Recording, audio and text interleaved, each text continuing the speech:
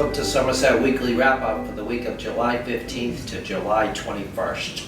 The Selectmen told David Berreby, the president of the non-profit organization that runs the Spirit of Somerset, that he would have to pay for police and firefighter details if he wants to hold the event at Somerset Village Waterfront Park this year. Berreby said that the town has always covered those costs in the past.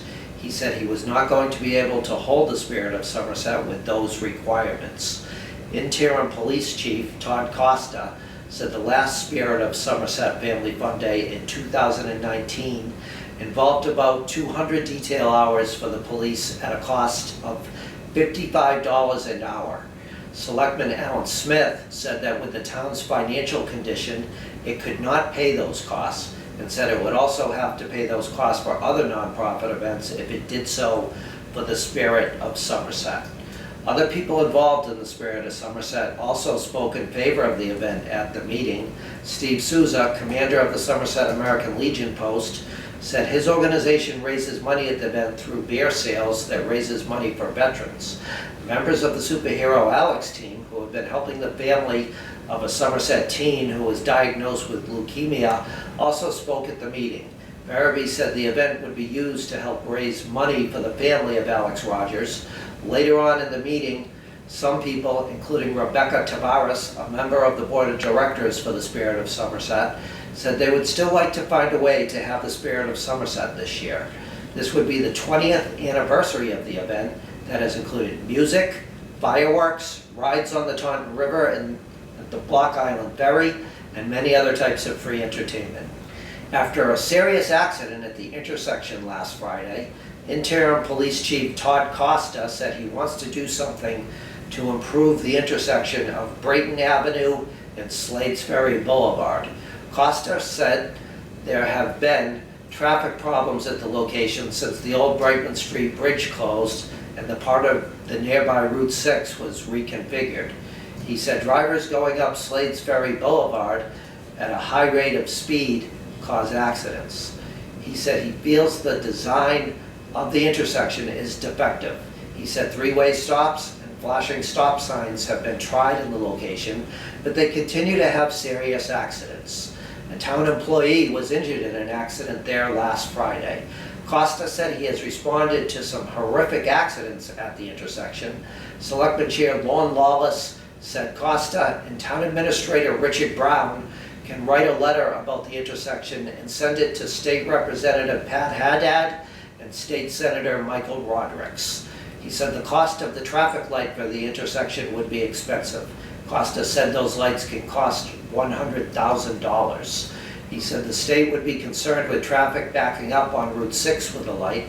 Selectman Kathy Souza said even flashing red lights would help at the intersection. Brown said a four-way stop at the intersection could be the solution.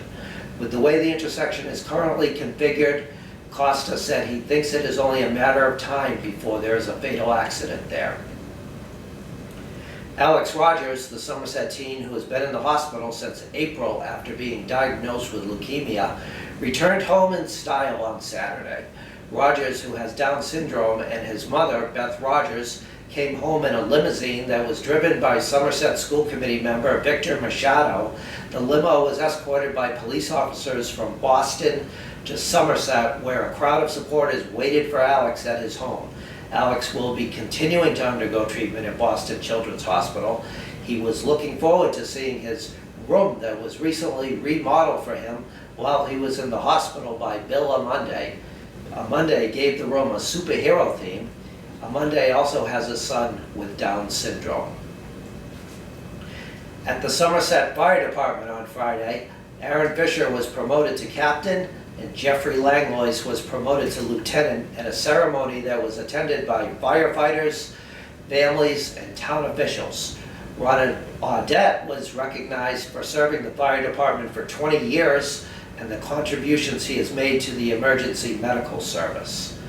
Tyler Paquette and Brian Surrett also had badges pinned on them for becoming new firefighters at the department. Town Administrator Richard Brown said that the town has calculated $70,700 in liquidated damages from Waste Management, the vendor that provides curbside solid waste and recyclables pickup for the town. He said he hopes that amount of money will get the attention of the company. There have been a lot of complaints from residents about yard waste and recyclables not being picked up. The town can fine the company $100 per occurrence for not picking up trash, recyclables, or yard waste on the designated days when they are supposed to be.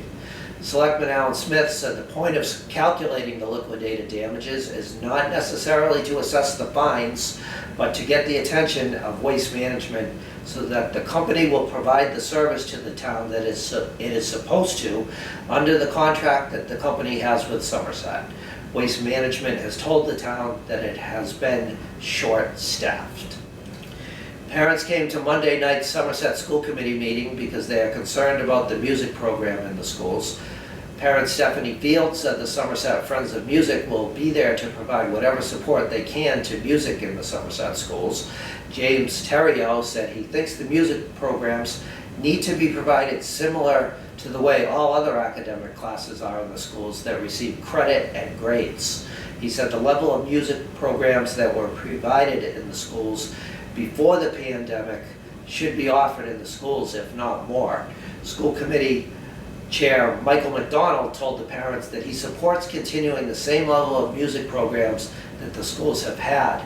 School Superintendent Jeffrey Schoonover announced the creation of a new position, which will be a content coordinator that focuses on music from pre-kindergarten through grade 12. Previously, there was a coordinator that split the time between performing arts and fine arts in the schools. The Selectmen on Wednesday appointed Bernie Miranda to the open alternate Zoning Board of Appeals position. Miranda will fill a position that is open because Alan Smith resigned to take his seat on the Board of Selectmen. Miranda is a longtime contractor from Somerset who has experience dealing with the ZBA, Planning Board, and Conservation Commission. He has been involved in town politics in the past, running for Selectman. The Selectmen on Wednesday appointed Elise Howard to the Assistant COA Director position. Howard was recommended for the position by the COA Board of Directors who interviewed her. Selectman Chair Lord Lawless said that in the future there will be a selectman involved in the interviews of candidates for town employee jobs.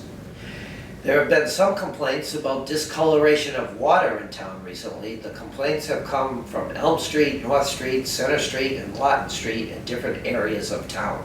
Scott O'Brien, Chair of the Water and Sewer Commission, said anyone who has a problem with their water should call the Water Department at 508-679-2731 from 8 a.m. to 3:30 p.m.